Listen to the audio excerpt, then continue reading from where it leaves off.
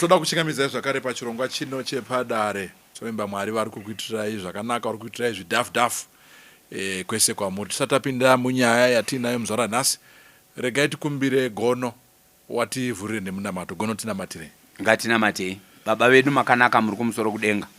Toda kutendaiwo nechirongwa chiri pamberi pedu chedare riri kukurukura nyaya dziri kuuya kwatiri kuburikidza nevana venyu vane machallenges mukati meupenyu. Toziva kuti tose takadai hapana asina machallenges, asi chitibatsirai kuti contribution dzedu dziite kuti mhuri idzodzi dzivakike, vanhu ivava vabatsirike, vagorumbidza imi Mwari muri kumusoro kudenga. Muzita raJesu muponesi tinonamata. Amen. Amen. Lapana. Samaita. Gono makasimba. Samaita gono. Makadi masinire. Samaita. Tube majenjenje. Of course. Tisu vanhu vacho toda kutenda. Kurisei kugolf. Go for it. Ndo yamune muchimbotamba muchidada. Then kurisei kuzvigure. Yezo mfundisi. This one. Unokuona kuti uona nyaya dzekwarusape. How is golf? Zvikuri. Afaneka kushurugi. Aiwa kushurugu vane mashurugu avo. Ife kidoko zvigure ka. Tinotenda. Regetangire pana Gono mumbokwazisa hama neshamwari. Okay. Yes. Thank you very much. Toda kukwazisai vana vaMwari kwese kwamuri. Mwari vakuitirei zvakanaka. Ini ndinoitwa Ernest Mupunga, ndiri Gono. Ndinobva kubhikita kumasvingo. Ndiri coach uye ndinopinda sangano paMandara SDA Church. Ndiri murume wemudzimai umwe chete anonzi Grace Mupunga. Wandoda kukwazisa mukati mezuva ranhasi kuti wakadini mudiwa wangu, Mwari akuitire zvakanaka, Mwari akukomborere. Kana ndakumhorosa hakuna umwe futi achamhoroswa, because you are the start and the end of my life. Thank you. Tinoda varume. Vana Gono ava. Dziri dzeru dei. Kwaitei nhasi. Ndiwo moyo wacho ka. Maomesera mfundisi. Munotaurawo zvenyu munongomutaura kuti Genesis akati. Pachebhuru. Vashandisa hebhuru. Yes sir. Makadi yenyu vadiwa vatariri nevatereri. Ndafara zvakare kusangana nemi pachirongwa chenyu chepadare. Zita rangu ndinoitwa Mudzengi. Ndiri mufundisi mukati mesangano rema 7th day. Ndiri muira shumba. Tinobva kushurugwi. Tisu vana vanhu vatogwa. Vana masinire. Vari wiru. Ave wiru havapo. Vakambohwirura kwa. Vakambohwiruka. Vari wiru. Mwari vave nesu tose vatikomborere patiri kutanga chirongwa chedu. Thank you so much. Ndinoda kukwazisa vateereri vakateerera nyaya dziri kutaurwa pano. Ini ndinonzi Charles N. Makombe. Ndiri weHumba, Mubarwe, Nyanguru, Tendera One, Chirima neMuromo, Kasongo, Mapadza tikapawaranda, wari pano. Rega ndikwazise shumba rechisaruchera. Makadiko shumba. Mwari akukomborerei newisdom yamakapiwa paprogram yatinayo nhasi. Ndakukwazisa Pastor Ngwaru wakadiko mzukuru pa Australia. Nyamuziwa. Toda kutenda Nyamuziwa. Noreka. Oh yes. Tasuwa kuti noreka. Tokyo. Mbuya. Rega ndichikwazisa vateereri wose wepadare rino, wherever you are, ndiri kukukwazisa nhasi. Rega ndipedzise naLydia born of my born. Mwari akukomborere murandakadzi. Zvinotadzika zvogoneka. But you are born of my born. Flesh of my flesh. Blood of my blood. Mwari akukomborere Lydia. Yeah, Mandara nhasi ari mulove. Aiwa, hatisi kutamba. Nhasi muri mulove. Hatisi kutamba ndo mwedzi wacho. Mapari. Ndi February. Aiwa. Vachiri kuda February. Ene ikoko. Tinotenda. Regai tinzwe nyati. Yeah, makadini kwatereresa. Pamaoresa. Yeah, pamaoresa ndo pamusha ndoti kwa gardener Tsikada. Mwera nyati muzukuru wachipunza. Pari kusapi apo region 42. Yeah, pamaoresa ndipapo chapo paseri pacho ndo patitori ipapo. Musati mambona zvakadaro. Nyika yamadhumbe, nyika yetsenza, nyika yakakomborerwa kunonaya mvura. Nzizi dziriko, masango akarimwa gore rino. Mwari akuitire zvakanaka as you are listening. Hanzi nana humba toda kwasa mudzimai wangu handingasaropa kadaro nda kutokwasa wangu mudzimai wangu dambudzo Mwari akuitire zvakanaka akuropafadze nananzo anate zvarawo ana mambano Mwari akukomborere. Happy listening and happy watching. Amen. Thank you so much. Ndinoitwa Mudonhi ndopindira pa Mandara Church ndoda kukwasa mudzimai wangu my dark and lovely. I love you. You mean the world to me. Nasutaura chirungu. Mwari wakuchengetei. Ndokwazisa vana vangu, ndokwazisa Kaliandra, ndokwazisa Kaden, ndokwazisa naSiandra. Vana vangu vari 3. Mwari wakuitire zvakanaka pamunokura muchizotionawo pama-TV.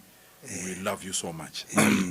Musoro dwenyaya nhasi uri kutiwo 30,000 yakadzoka. Ndo nyaya yatinayo. Tine nyaya yatakamboita nguva yapfuura yemurume mukadzi akanga atora mari yanga yachengetwa. Haana kutaura kuti mari yakaenda kupi kune vachiri kurangarira. Akangoti ndakaishandisa.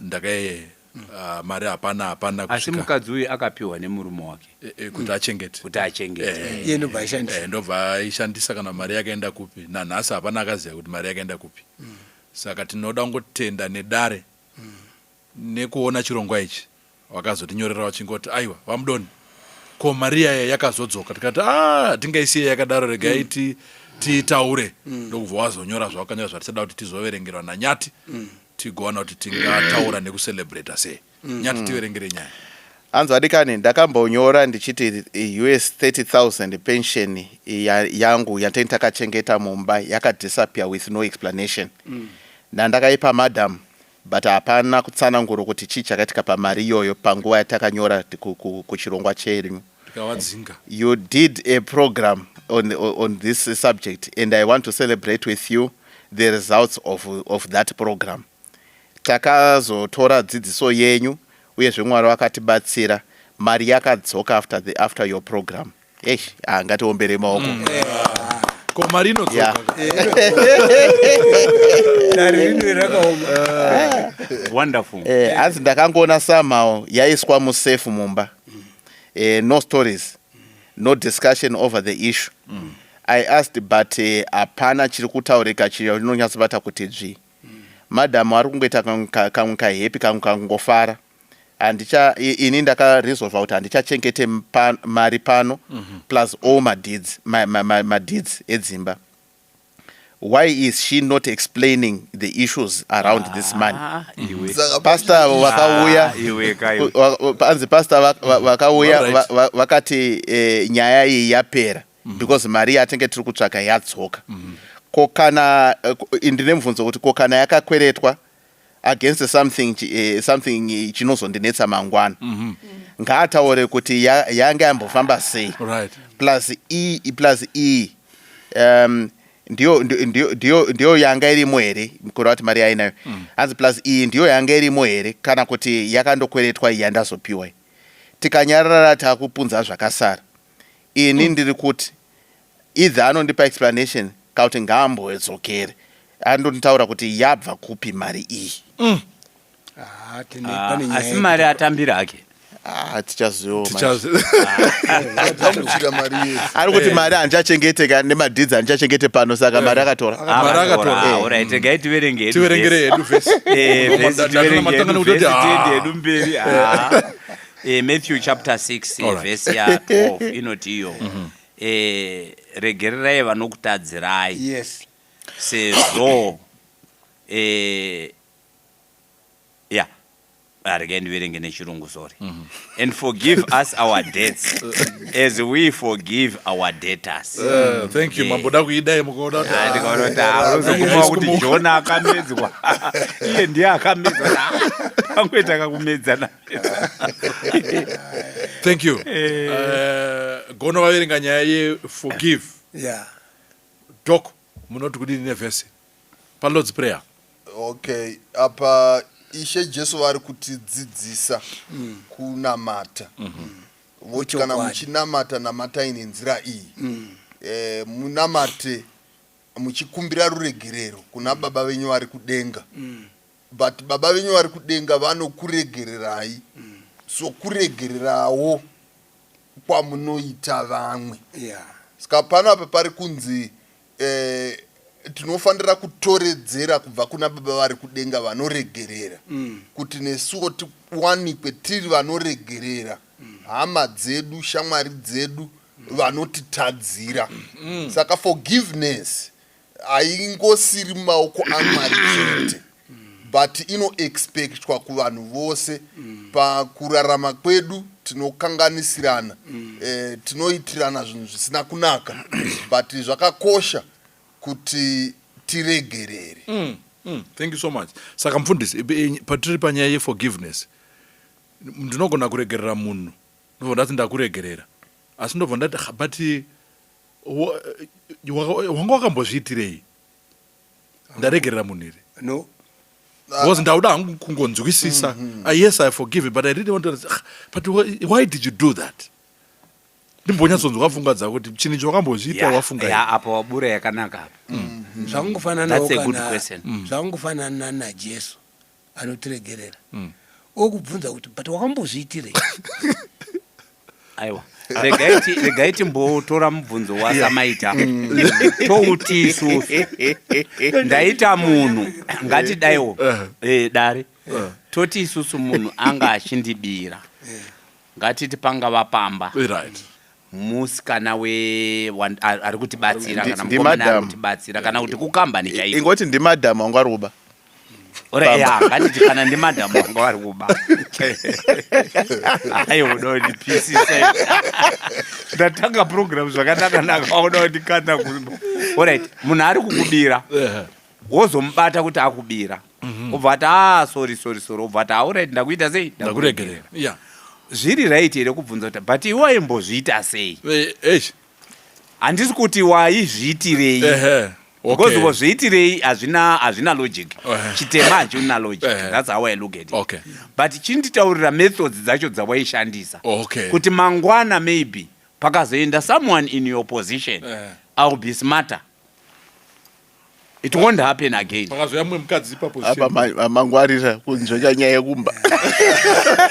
Right. Ndoda kuti tipabate nepapa nokuti question ndikuona sekuti upinda munyaya. Right. Ndokuti kuna mai ava. Kuna baba ava. Tupinda nayo, tiri kufamba nayo. Tiri kuti isusu nyaya taanayo mari yadzoka ndozvataida. But chititaurira kuti zvakambofamba sei. Right. Izvi tiri kuitira kuti mangwana futi tikazowana imwe 10,000. Ikadisappear futi hatisi kuziva kuti iri kumbotorwa nezvipoko here zodzoka iri kumbono toda kuchiziva yedu. Inini ndine experience ndaimboita freight nekuita macarpet aya. Ndine 2 companies. So taiti nemusikana aitibira, but hatina kumbozvidiscover. Maybe takatadza kuzviona, I don't know. Ndobva abuda pabasa ipapo. Saka azoenda kuchechi manje kwaaipinda ndobva kwataurwa nenyaya yekuba. Akazodzoka ega akati ndine urombo ndaikubirai.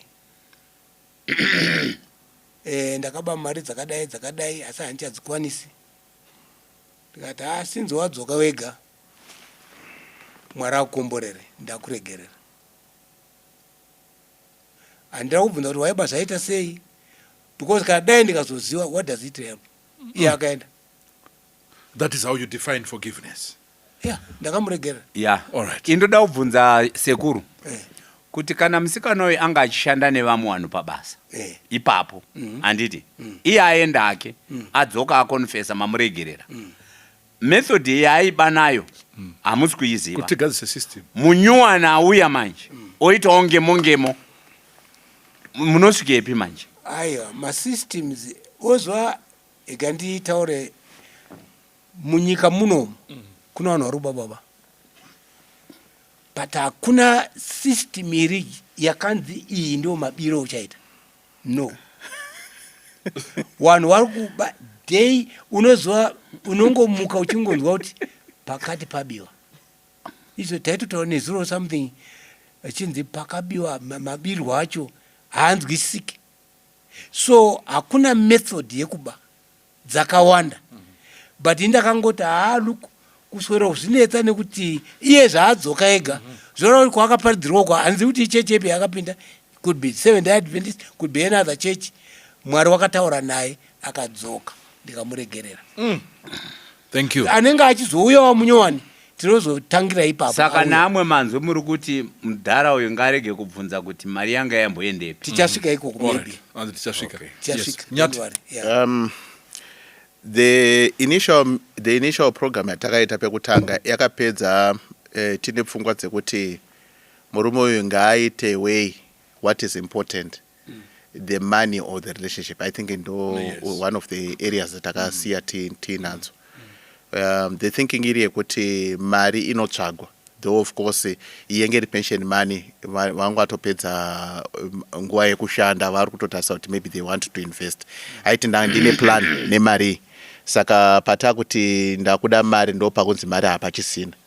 So we ended up takuti the relationship seems to be weightier and ukama nevanhu pakati pevanhu ndo zvatonya kukurudzira mari inotsvagwa. But now the money is back and I'm at pains to try to understand kuti my concerns are now what are they actually saying about the quality of the relationship, because remember the last program yasi aichiti maybe pamwe look after the relationship so that kuti pamwe eventually you get the idea kuti zvafamba sei. Though umba in that program aiti mari yakaenda kuvabereki if you remember kuti yakaenda kumba kwavo kumshwa kwake mati akanzi akaendesa kumusha kwake saka there was that debate because umba said kuti mira patsono kuti mari iyo idzoke. So either yakandodzoka kubva kumba ikoko or not, we don't know. But the question now that seems to arise in a subtle manner is the quality of the relationship. Kuti mumba umu makamira sei, because ari kubvunza a lot of questions that are demanding answers. How does money just suddenly appear in a safe? We know what is safe in a combination. Safe in a marquees anochengetwa pakawanzwa. Maki anozikanwa nevanhu vairi, if I could say so. Murumene mukadzi. Saka the idea yekuti ndiani adzorera mari, if the husband didn't put the money, he knows what it's the wife who put the money. But somehow haasi kutaura zvakajeka. Saka I think kuti yes, we'll get to the idea methodology, but doesn't he have a legitimate question in the back of his mind? Kuti mari yangodzokera musefere, because obviously they discussed about it. Because patozoya mufundisi atozotaurwa kunzi nyaya mari yaresolvika, mudzimai ari kuhepila kuti mari yakadzokera. Saka there was a discussion somehow, but the discussion haisi kutaura about the weightier issues. Right. Saka mubvunzo ndewekuti tongonyarara here nekuti mari yadzoka kana kuti mari is just a symptom of the bigger problem. Yes, thank you. Those I think he's interrogating kuti is it about money? Count this is just about trust issues. Yes. Can I have trust and faith in you when you can't even tell me kuti what happened? Right. Murume uyo maida mari yake 30,000 yadzoka. But still pane nyaya.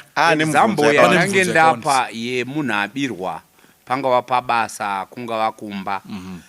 Now this time iri mumba mukadzi nemurume. Right. It's now different. Mubvunzo wabvunzwa na Nyati vabvunza kuti ndoti ndimai vanga vachiba mari kana ndibaba vanga vachiba mari, so that it balances. Inini I think there has to be dialogue. Right. Kuti build again trust. Takanganisirana to build again trust, let's talk about it. Ndakanga ndaenda kundoisidha mari sezvinewo kwandakasidha vagona kundidzorera mari yangu kana kuti ndawana yabereka or whatever it is. Because zvikasadaro manje already chiona murume uyu atotora maprecautions kuti handichachengeti chinhumba handitika iye zvino ndakutora mapepa ese emba ndakuenda kundochengetesa kubhengi or some security place because I no longer trust you. Saka that's why you are focusing on relationship issues. Yes. Because now the relationship has been dented. Kuba wakaba nekuti hauna kutaura kwawakandoendesa mari ndakakupa hongu but the act yawakazoita yekuti tishaye for all this period was not with my consent. Now kana tiri kumove forward, inini hangu personally I would feel kuti it has to be said kuti mufunge mari yai zvanga zvaitika paya paya ndizvakati ndizvakati. Exactly. And then this is ningi. After all, kana tati isusu to forgiveness tinotaura tichiti if you have committed adultery ukabata chirwere chinotokubata zveshuwa even wakumbira ruregerero kuna Mwari chero kumudzimai wako, you still live with your HIV and AIDS. You still live with it. Unogona kuba woregererwa but kujeri uchienda. Waita rape waregererwa neva repa neva whoever but uchienda kupi to sorening uchibhadhara. Saka inini I still think kuti she must be courageous enough to explain to her husband kuti baba wemwana mufunge zvaitika pamaria chakandibata. What no matter how silly it is, it's between the two of them. There's a viewer akanyora aona program hiyo. Can I read the yes. Yeah. Saka anoti yedarera nhasi renguva iyoyo. It was I think 12 October 2025. Yeah. Atidarera nhasi pension lump sum. Ndo yangeri nyaya yacho. Ati mapurisa ngaasunge mukadzi uyo. This helps to avoid the man from taking the law into his own hands. This is for my sanity and my personal security. Ini ndorwa munhu akafa. Ngaaende kujeri. Anodura kuti mari iri kupi. Staying with this woman means I will kill myself or I will kill someone. For my safety, someone must be in jail until she confesses where the money is. Hey. Saka muri kuona kuti patakaita nyaya kune vamwe vakatoenda level yekuti aini ndotomusungisa. Yeah.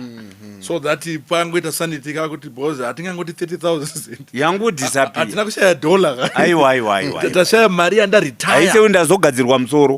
Aiwa hakuna musoro unogadzirwa 30. Yeah, so in that discussion Pastor Ngwaru was a part of the panel. Yeah. And he gave a very clear example of his experience with the pensions, how exactly, yeah. Vachitsanangura kuti munhu anenge akainvesta upenyu hwake, and this is the only thing chaanacho after all these years of labor. And suddenly someone just takes that yes tantiri kuti ndo pachararamira tiri tondoiwaka upenyu hwedu going forward ovhaira. Saka munyoro ari kuti anzi I cannot accept it. Thank you. Reganduye pana mfundisi. Patapaveringwa nyaya nanyata apa naumba muchiteerera anzi yeyo uyu mukadzi uyu pastor akatozoenda kuna baba ndobva ati aiwa imimi chingotambirai 30,000 zvekuzobvunza kuti yakabva kupi handi chachingodiwa paimari kapi last time ndodze kuti anzi let's move on. It's just money. He's the same pastor kumboti I know look this is just money chingogarisa naye. What's your take ndimi mfundisi? I think pastor ava vana kupedzeredza nyaya yose. That is why murume ari kuti handichabatisi mari mukadzi, even my title deeds handichamachengeteri panopamba ndava kunozviisa somewhere.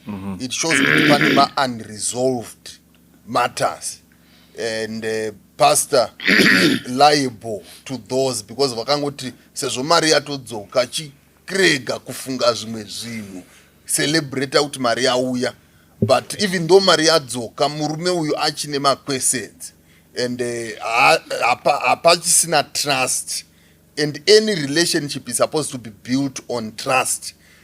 Mukadzokera mubhaibheri Mwari ndo vanototaura vachiti come and let us reason together. Together. Chero zvitema zvako zvakatsvuka sei ini ndichazvichenesa. Kureva kuti panoda some dialogue even forgiveness. Kuchenesana. Uchitara zvine reason. Yes. Panoda kurizina nekubetserana. Mukadzokera even kunyaya yaAdam. Kuna Genesis chapter 3, Adam na Eva vatadza. Mwari vanotodzika kubva kudenga vototsvaga Adam voti uripi. And then there is a dialogue. Mwari voadresa Eva, voadresa zvakare Adam. Kureva kuti forgiveness does not just happen in a vacuum. Panotoita madiscussions, poita nzira yekuti saka zvinhu zvogadziriswa sei. Saka isu chero takatadzira Mwari pane zvavakatoita kuti ndavakupa mwanakomana wangu kuti agofira vanhu, achatouya ofira vanhu ozodai pobva paitwa even arrangement yekuti vanhu vanoregererwa sei Jesu adzokera kudenga ari musanjwari. Saka panoda kuti maissues ose aresolviwe akawanda. Haungangoregereri munhu from a vacuum wosiya zvakadero. Umba, Thank you. 30,000 fundisi vari kuti zvanichi takuda kuita way forward. Hatichangoramba tichingochema nenyaya yeimba iyi. 30,000 yapo ndimive 1 million round table. Correct. Chekutanga ndoda kutenda kuti even mari yange yashaikwa they are still together. Chechipiri mari yakadzoka. Now ndane question neverse yatawerenga. Ndobe ndane question. Taura itinze. Maybe tikada tati come and reason together For the 30,000. for the 30,000 yakafamba sei. I think that could make sense to me. But however tariwerenga. So ndiri kuti yes shamari 30,000 yakadzoka. Ende chechipiri mudzimai wako uchinaye mumba. Yes, question yoda kudhila nayo ndi trust. Uchiri kutrust here mudzimai wako? Kana uchiri kumutrust pakudya sadza raari kubika? Continue to trust here. Ndiri kutaura kaiwe. Ndiri kutaura. Handiti akati mudzimai ngaende akaenda ndizvoneka. But arikuti mari yakadzoka zviro kuti vari wese. Handiti ari kutobikirwa nemudzimai iye achienda kubasa achiona chikafu chavapo haana kukwestina kuti chikafu chiri right here ichi. Handisi kuramba nyaya iri kutaurwa nevarume ava yedialogue. I'm not refusing that. Now that akadzoka oga ini ndofungira kuti ukati ngatiite dialogue manje haagoni kukutaurira anything. You are back to square one. Wadi kungoti right ndaizvinzwa iye along the line sekuenda kwaakamboita akanyarara akazodzoka nemari maybe achakudzose ndanzwa kuti ari kufara mudzimai iyeyo. Why don't you capitalize nekufara kuita mudzimai wako? Maybe along the line achakuudza kuti unzwa mudiwa mari ndaenda aishandisa zvakati ndakanga ndakadai ndine urombo. I don't know route yoda kuenda enda hako but ndiri kutaura imwe another route. I like Umba because Umba zachinja bachi nasi. He was a hard museo. But I have a question. Yekuti mukadzi uyu akangotora mari akadzosera ndokunyarara murume ndokuzodiscover kuti mari yava mumusi. Mukadzi haana kutombotaura ndakaidzosera. So there's nothing to forgive. How do we know kuti yanga yatorwa nomukadzi and ndiye aidzosa? Alright. Pane ma-questions, that's why it's necessary kuti paite dialogue. Kuti muyanane so that you are at one. Forgiveness has to do with atonement. Kuti you are now at one. Kudonzerana pamwe chete. Apa hapana kudonzerana pamwe chete. Zvinogona kutokonzera more problems. Even though mari yadzoka yanga yamboinda kupi kana yanga yakasidiwa kana kuti pastor ndo akapiwa profit yacho pamwe pastor ndo akarowa mari pamwe pastor ndo akarowa mari saka vakupushira kuti yadzoka manje varikoti nyarara nyaya dzemari idzi. Let's move forward. I tend to agree also with what is being said in relation to forgiveness. Right. Sekuru vabvunza mubvunzo wakanaka kwazvo wetoda kuti maybe timbobatsirana nyaya ya forgiveness. Zakeyo mubhaibheri Jesu apinda mumba make akutaura zvese kuti ndichadzorera 4 times, ndichadzorera vandakadai, ndichadzorera vandakadai. Already aito confessa kuti indaka ndakaba and I'm doing something about it.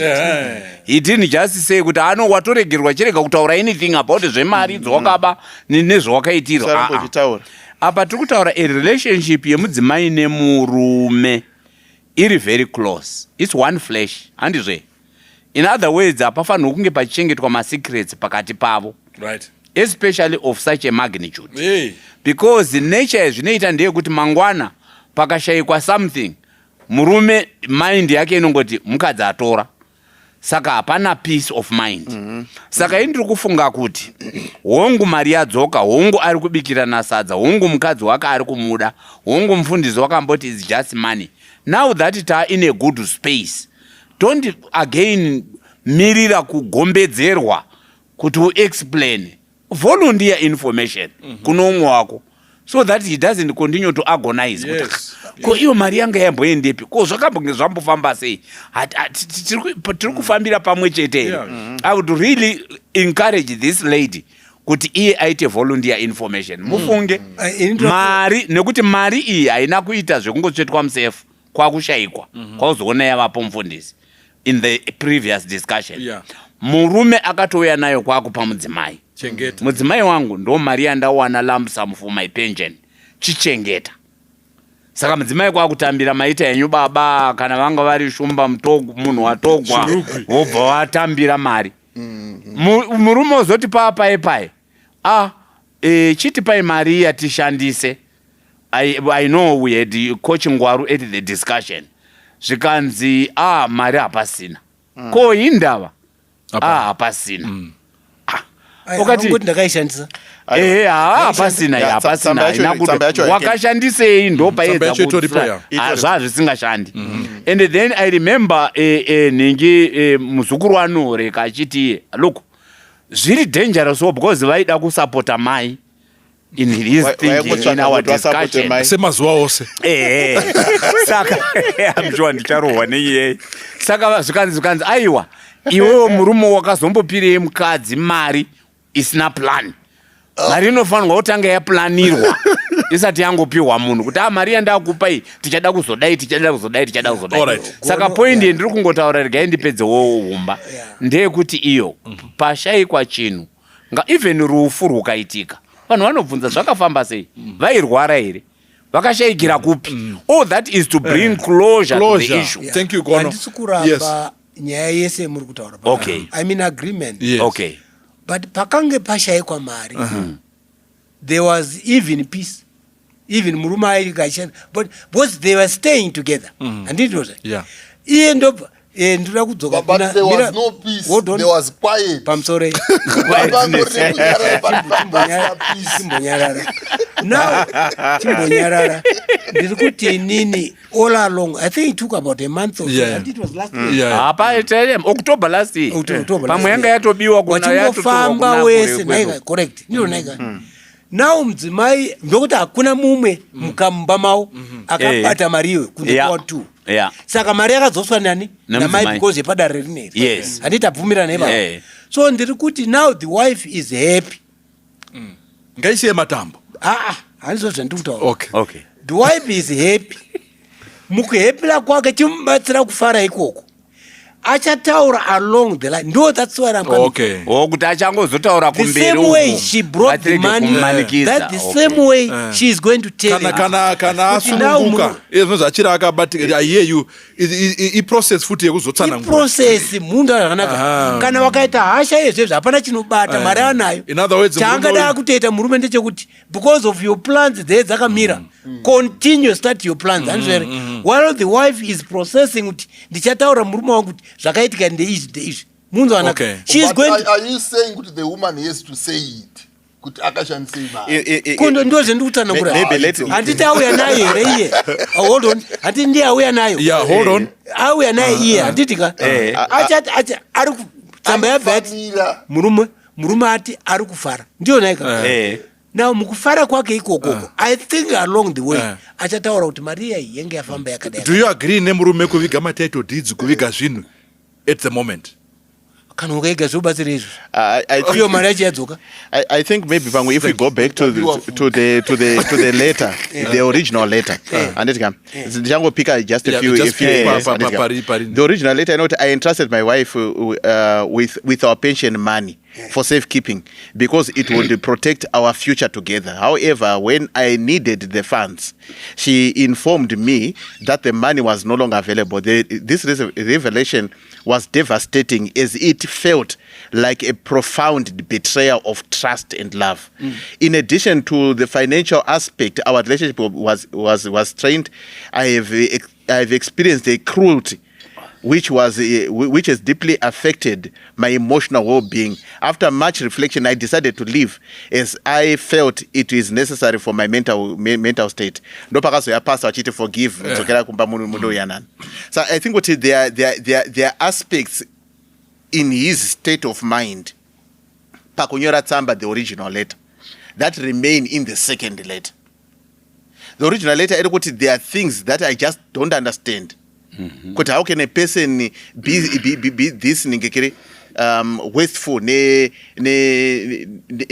our future with such disregard? Only life. One. Number two, emotional inconsideration. I'm frustrated because I feel that she's being cruel with my being. Ndakutorwara pfungwa mentally. For my sanity ndakufunga kuti this separate. Saka ari kuti now that the money was put in the safe, papataura nemunhu watogo. Apasi kutaurika, yes, we know logically kuti tiri tumumba, saka the only person who could have put the money is the other person. Correct. Anditika. Correct. But kana asina kutaura kuti ndini ndakaisa mari. Murume ari kuti we need to process kuti mari yawanika same safe. Do you trust this woman, Nyati? I think she has a case to answer. I think she has to. She has a case to answer. Yeah, I think kuti kana pachita reconciliation kana chida kuti tibatsirane kudzokeserana. Even when things are hard to discuss. Because murono wakuru mari yadzoka mumba nditi. Chateti kutsvaga chacho chadzoka mumba. Let's now discuss about at least what happened about it. You know what? It would be better Mudonhi. It would be better Mudonhi for her to say humba vaiti mari pamwe yaenda kumba kwavo. But it would be better for her to say, look, darling, I think I made a huge mistake. Zvandaifunga kuti ndichaita nemari hazvina kubuda. But I've found a plan to then achieve this. It's been maybe a couple of months. Kuti areza say 30,000, which was a lifetime sum. I raise in 2 months, in 3 months. How? It took me a whole life to raise 30,000. Yeah, in 2 months. Yapo. Ndosaka murume ari kuti kwekupesera. Mota hana chokuvunza. Kwekupesera kwaverengwa naNyati kwenyaya yedu. Ari kuti ndoita sei because ansunzvisa. Kana pasina kutsanangura futi kwakakwanaka mudzimai uyu ngaende. Since tiri kungospekulata zvedu. Pamwe mai vakatora mari ndokubva vaviga havo pavakaviga nditi. Vachida kuona kuti murume anoita sei. Vachida kuona kuti murume anoita sei. Kwakuona kuti murume wavo havasi kumuramba, havasi kuita sei. Ndobva vazofunga kuti joku yangu ndapedza, regai ndichidzorera hangu mari iya kuna babava. Because ndose mumani zvokuti kadai vanga vakanyora manotsi ayo, manhamba, maserial number, vanhu atongori exactly hapana kana 1 note rakatombobviswa. Zvino mungavadini? Because the reason why I'm going this path kaNyati ndeyekuti inini uri kundisiya ndine homework. Iwewe ndiwe wandakapa mari. Ina handina kuita zvekufembera fembera. Ndakakupa tikaverengerana. Ikaita 30,000. Handiti iye zvinoongodzoka woti yapo. Saka ndakuedza kufunga kuti saka yanga iri joke here. Wanga wakandodeposita what happened? Ndikavunza onzichirekedza kuvunza. Mufundisi akusaiti mufundisi kuti tinochekedza kuvunza mari yacho isu tuna kuseva marriage. Mudonhi. Kwedu kumaungwe kwetinobva together iwewe naNyati. Zvanzi kana murume akakonwa asi ibhacha rake pai padare. Saka mai awa ine ndoda kutenda kuti iye atotenda kuti program yepadare handika yakabatsira kuti mari idini idzoke. Handizvere. I think dai ndiri nini in his shoes. Ati mudzimai wangu ari kufara handisi kuti pinda mumashuzi mangu no bo dzakatosiyana but dai ndiri inini handiri kufara kwaari kuita ikokoko tongoisiya ipapo ndosiya ipapo maybe kufara kuri ndofunga kuti achataura kuti murume wangu because akambonyarira akabva October kusvika paakazowana mari ndoda kudzokerera that point. It may not be valid to others but to me ndofunga kuti inoshanda kuti mai awa wachagara pasi kuti mai handiani ati darling ndiani ati darling unozwa pendakanga ndaita ipo payapayapa ndaenda hatizivi kuti zvii zvaitika and hatidi kumufungira kuti ndizvozvo. Ikandipe example panapa, pane mudzimai aipiwa mari yechikafu nezvimwe zvakadaro nemurume wake, saka aipota achibvisa imwe mari achichengeta, handitika achibvisa imwe mari achichengeta kusvikira pasvika almost like 5,000 over the period. Munzwanaka. Saka murume akazoita problem yaida mari and he had nowhere kuti mari iri kupi, hana mari. Ndo mudzimai wake nobva ati muda mari zvikanzi 5,000 zvikanzi ya zvikanzi ndogona kukupai. Uyo akashamisa kuti unoiwana kupi, uri pano pamba unoiwana kupi, zvikanzi no pamari yemaindipa iyai ndaichengeta ndichichengeta yasvika padambudziko iro. Aiwa mukadzi uya yanga asingati kana akanyarara murume uyu Mudonhi vakanyarara nyaya apiwa haana kutora kuendesa kunze, haana zvakamboitika pekutanga kuti madhisapiro yakaita yekutanga inogona kudhisapira kechi2 akazonyora futi tsamba achiti ndafunga kuti yadzoka iwazoita wezi manje panoita tiwanga akacherera anogona kutinyorera futi tsamba kuti 30,000 iyaenda. Handiti handichachengeti mumba mari mumba umo togona kutoti baba muri kugara nembavha umba anyone no mbavha hadzidzori bheki mbavha kwatorwa nembavha haidzoki ndakambonzwa varume murume nemudzimai vanga vaine vana vavo, tongoti vana vavo vanga vaine vana vavo 5 handiti kamumba. Saka vaiti voshaya mari mumba mari yanga iri apa enda kupi ende mari yenyanya kushayikwa ndi mari yemurume yaanayo mari ndaishaya ndobva vazotumwe musinai switi unofunga kuti ari kuba mari pavana vedu ndiani pavana vedu because unovaziva iwewe unovaziva.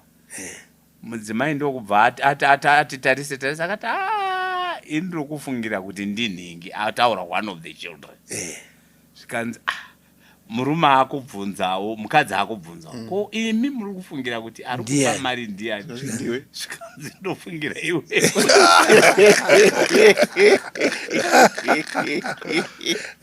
yakapera mushe haiperi musheka ainopera hayo mushe uyari kutaura kuti handisini musandi. Saka Gono, in your conclusion to the matter yatanga tinayo nhasi, murume uyu ari kuti hapana trust, akuviga zvinhu mumba, uri kuvigira mukadzi wako, marriage safe space yemarriage pakatoipa. Saka ari kuti ndikasatsanangurira kuti mari yabva kupi, then I think ngamboenda kuramba ere kuramba naye mukadzi ere anditi imimi munotaura kuna munoti aiso atirambani tinoseparate imimi mawechechi amurambani munoseparate tinongoseparata. Saka ndikumboti tikamboseparata until are ready kutsanangura kuti mari akaiwana because ndaakutya kuti pamwe aenda nokuita somewhere, pamwe aita zvimwe zvinhu zvaaita, this is not going to be fair. Give him advice as we close. Ini ndiri kuti kumurume uyu maybe extend hayo yekuseparate handingai encourage because kana wasati separate manje takutoenda kuti unozoguma yadivorce and Mwari vanovenga kurambana and hatikurudziriwo kurambana. Tiri kufunga kuti nyaya inogadzirika kana makambotaurirana mukamendena peace kusvika mari yadzoka. I think you can still maintain peace until explanation yauya and nzira iri kure inosvitsa. Hazvirevo kuti akasataura nhasi ndakubhorwa pfungwa dzasekuru dzekuti akasataura nhasi maybe mangwana achataura hake, but I would still say kuti no, get an explanation. Thank you. So that imba yenyu build again, muite build on your trust as a husband and wife. Kwete kutanga kuwanzirana zvinhu. Thank you, Sam. Thank you so much. Vombo misa pastor kusvika kumba kwavo, ma-advisor pastor aninga. Pastor tosangana kuchechi. All right. Doc. Ini nangu I want to speak to the woman kuti Stop it's it. not enough kuti wakadzosera mari. Zvakakosha kuti kana uchida kuregererwa unyatsotaura kuti shuwa pamwe ndandapindwa nomuedzo kana kuti chii chakaita kuti ndizotora mari iyoyo ndinoishandisa zvakati, ndadzoka ndaona kuti zvandandakaita zvakaipa, ndokumbirawo ruregerero. Izvozvo zvinoita kuti even murume wako akakuregerera, apa handioni sekuti pane kuregerera, because pachine masuspicions. Murume haasi kutoziva kuti can I continually keep this money musafe nematitle deeds, regai pamwe nditozvibvisa ndinozvichengetesa somewhere because I might lose everything. True. Saka it's very important kuti mukadzi uyu aite on up the issue yekuti ndakatora mari, otsanangura kuti chii chakambomusunda kuti adero, ochibva achiti ine handichadi kuzozvidini kuzozvidzokorora.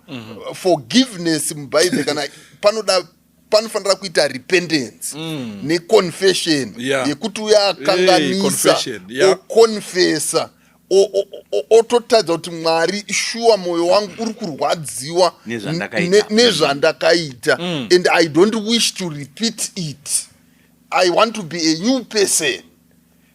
Pakadero ipapo ndo panoitika true forgiveness. Kana nyaya ichakadai iyi, it may appear as if pane peace, but there is no peace.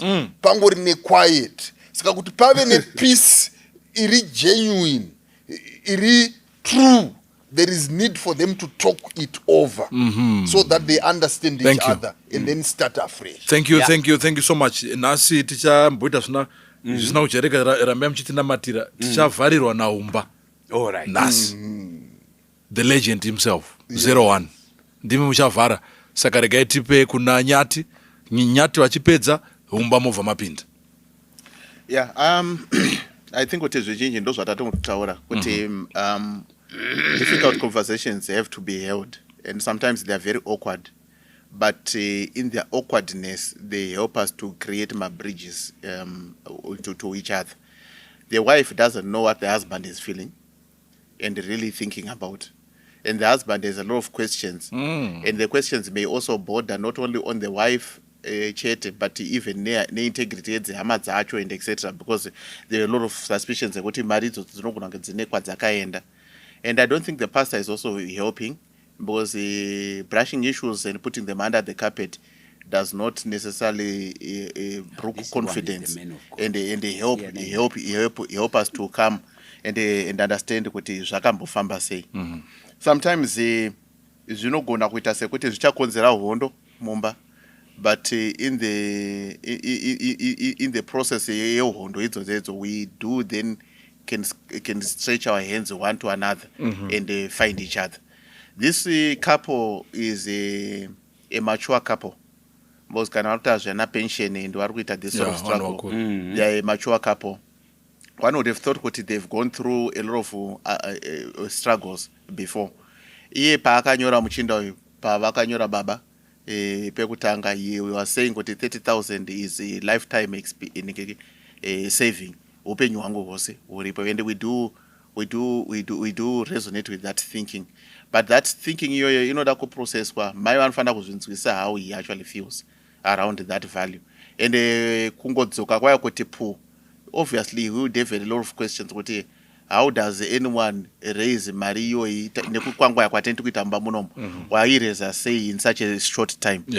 Saka I think he has a lot of questions, because if those questions are not answered, zakukonzera mistrust around infidelity issues, around ari kubvunza kuti hakuna here maassets ari kusaidha, handisi kuzwa nezvavo, haasi involved in other things here. Mazuva ano kune vanhu vari kubata-bata zvinhu zvakawanda.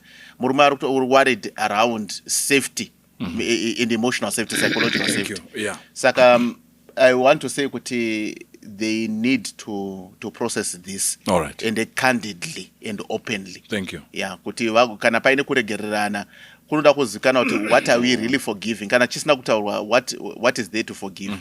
Chawanikwa imari but kwayabva hakusi kuzikanwa. Right. So if the woman has brought the money, she should be so I think the husband should ask the hard question, ndaona mari musafe, ane kids safe, ndiwe neni, mari yakabva kupi, what happened? And someone needs to. Thank you Nyati, thank you Nyati for that. Umba